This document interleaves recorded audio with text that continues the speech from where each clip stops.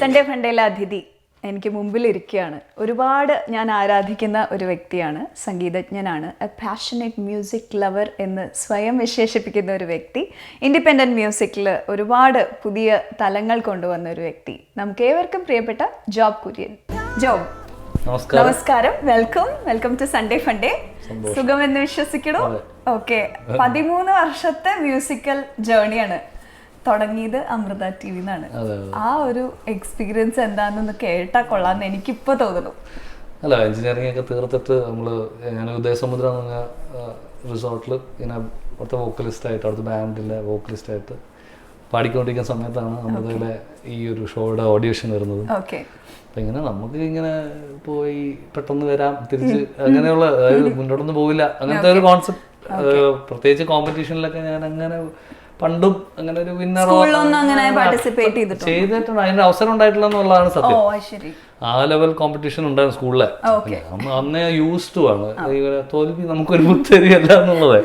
അപ്പോൾ പക്ഷേ എനിക്ക് ഐ വാസ് വെരി ക്യൂരിയസ്, ഇവരെ കാണാമല്ലോ. നമുക്ക് ഏറ്റവും ഇഷ്ടമുള്ള അന്ന് ഇപ്പോൾ ബാലചേട്ടനായാലും ദീപക് സാർ, അൽഫോൺസ് സാറിനൊക്കെ അന്ന് ഏറ്റവും ട്രെൻഡി ആയിട്ടുള്ള പുതിയ അങ്ങനെയല്ല, ഒരു വ്യത്യസ്തത കൊണ്ടുവന്ന ആൾക്കാരാണ്.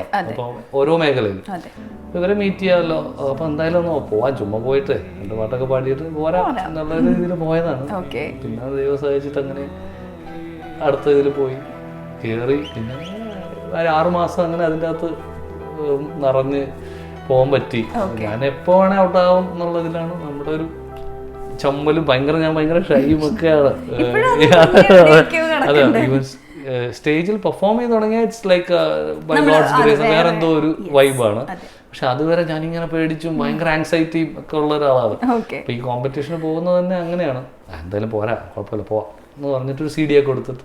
അപ്പൊ ബാലചേട്ടൻ ഇപ്പോഴും പറഞ്ഞ് ഞാൻ ഓർക്കുന്നുണ്ട്, എന്ത് ചെയ്യുന്നു, നമ്മളിങ്ങനെ ഒരു റിസോർട്ടിൽ ഇങ്ങനെ ബാൻഡിൻ്റെ കൂടെ പാടുന്നു. അപ്പം പുള്ളി പറഞ്ഞു, ഇനിയിപ്പോൾ അതൊക്കെ വിട്ടോ, ഞങ്ങളുടെ കൂടെ പോരെ ഫസ്റ്റ്. അപ്പോൾ അങ്ങനെയാണ് തുടങ്ങുന്നത്. പിന്നെ അമൃത ടി വിയിലെ ആ പ്രോഗ്രാമാണ് ഓഫ് കോഴ്സ് മൈൽ സ്റ്റോൺ ആയിട്ട് മാറി. നമ്മുടെ ജീവിതത്തിന്റെ ഒരു ടേണിംഗ് പോയിന്റ് തന്നെയാണ്. റെക്കഗ്നേഷൻ എന്ന് പറയുന്നത് എല്ലാ കലാകാരനും ആഗ്രഹിക്കുന്നതാണ്. അത് പെട്ടെന്ന് കൊണ്ടുവരുന്ന ഒരു പ്ലാറ്റ്ഫോം ആയിട്ടത് മാറി.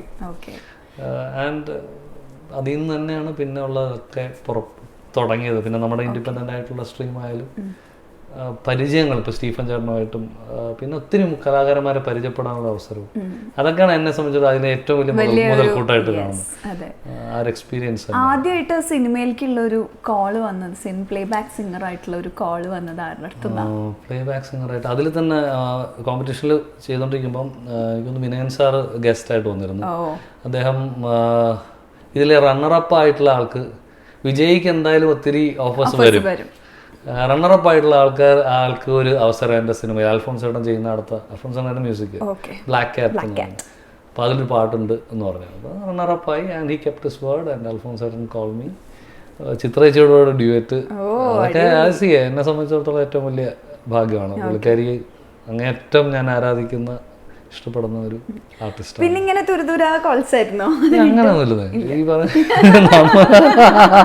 ഉള്ള കാര്യം പറയാനുള്ളൂ. അങ്ങനല്ല, ബട്ട് വന്നത് ദൈവം സഹായിച്ചിട്ട് നല്ല പാട്ടുകൾ വന്നു സിനിമയിൽ. ഇപ്പം ഞാൻ ഒരു ടോട്ടൽ പ്ലേബാക്ക് സിംഗർ ആണെന്ന് ഇപ്പോഴും ഞാൻ അവകാശപ്പെടുന്നു. എനിക്ക് എൻ്റെ ഒത്തിരി പരിമിതികളുണ്ട്. പക്ഷെ എന്നെ വിളിക്കുന്നവർക്ക് നമ്മുടെ ഒരു സ്പെഷ്യാലിറ്റി, ഓരോ പാട്ടുകാരനും അല്ലെങ്കിൽ ഓരോ ആർട്ടിസ്റ്റിനും ഒരു അപ്പം അത് അറിഞ്ഞ് വിളിച്ചാലേ നമുക്ക് എന്തെങ്കിലും ചെയ്യാൻ പറ്റുള്ളൂ. അപ്പോൾ ഈ വിളിച്ചവരൊക്കെ തന്നെയും നമ്മുടെ ഒരു പ്ലസ് ഏരിയ കണ്ടിട്ട് വിളിച്ചവരാണ്, മറ്റേ മൈനസ് ഏരിയ കവർ ചെയ്തിട്ട്. അപ്പം ആരാണ് ദീപക് സാറായിരുന്നു. അപ്പോൾ അത് കുറച്ച് വർഷം കഴിഞ്ഞിട്ടാണ് വന്നത്. ഇത് കഴിഞ്ഞിട്ട് ഒരു 3 വർഷം ഞാൻ അപ്പോഴേക്ക് പഠനം, ചേതനയിലെ കുറിച്ച് പിയാനോ പഠനം തോമസ് അച്ഛൻ്റെ അടുത്ത്, അങ്ങനെ ഞാൻ ടോട്ടലി കട്ട് ഓഫ് ചെയ്താണ്. ആഫ്റ്റർ 1 ഇയർ 3 വർഷം ചേതനയിലാണ് പഠിച്ചത്.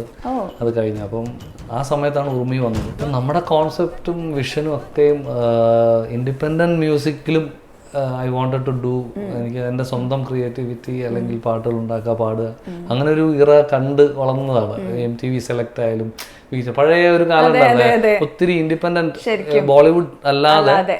അപ്പൊ അത് ഇപ്പൊ യുഫോറിയ ആയിക്കോട്ടെ, ഷാന്റെ ആൽബം, KKയുടെ ആൽബം, സോനു നിഗം ആൽബം, ഈ ശങ്കർജിയുടെ ആൽബം, കൊളോണിയൽ കസിൻസ്, ഇതൊക്കെ നമ്മുടെ ഭയങ്കര ഇൻസ്പിറേഷൻ, ചൈൽഡ്ഹുഡ് ഇൻസ്പിറേഷൻ.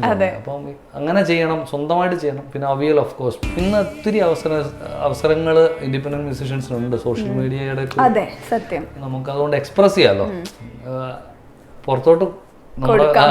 പിന്നെ അത് എടുക്കുമെന്നുള്ളത് ക്രൗഡിന്റെ ഓഡിയൻസിന്റെ കാര്യമാണ്. പക്ഷെ അറ്റ്ലീസ്റ്റ് നമ്മൾ അവസരത്തിന് വേണ്ടി കാത്തിരിക്കേണ്ട, നമുക്ക് തോന്നുകയാണെങ്കിൽ ചെയ്യാമല്ലോ.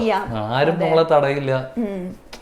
അല്ലെങ്കിൽ ഒരു അൺകണ്ടീഷണൽ ആയിട്ട് മ്യൂസിക് ചെയ്യാനുള്ള ഒരു സ്പേസ് ഇന്നുണ്ട്. ഓക്കെ, അപ്പൊ അങ്ങനെയൊക്കെയാണ് വന്നത്.